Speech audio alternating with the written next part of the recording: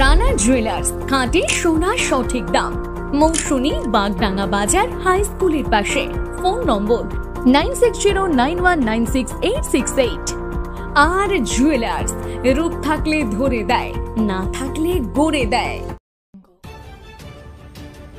ঘূর্ণিঝড় মন্থার প্রভাবে বৃষ্টি হলে চরম ক্ষতির আশঙ্কায় সুন্দরবনের ধান চাষিরা।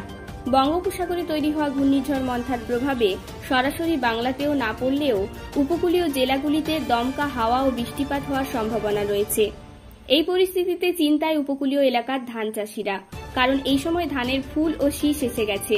এখন যদি ভারী বৃষ্টি ও ঝড়ো হাওয়া হয় তাহলে মাঠের ধান মাঠেই নষ্ট হয়ে যাবে।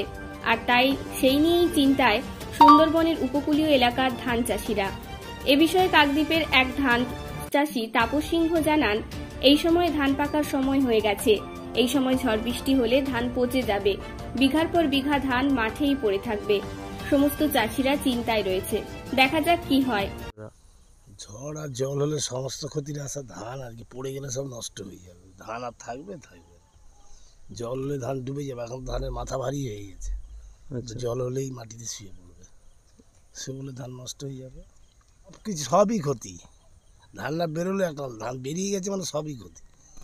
মানে যে ধানটা বেরিয়েছে সেটাই নষ্ট হয়ে যাবে, সব নষ্ট হয়ে যাবে, জলে ডুবে যাবে, নষ্ট হয়ে যাবে, পচে যাবে। আর এখন তো কাটাও যাবে না, কারণ না এখন তো কাটার কোনো প্রশ্নই নেই। ধান পাকুক তারপর তো কাটবে।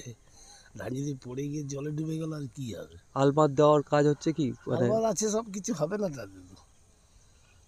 এত ধান কি একটুখানি হলে সেটা আলাদা কথা, বিশাল বিশাল এলাকা ধরে ধান চাষ, মানে চিন্তায় রয়েছে সমস্ত চাষি।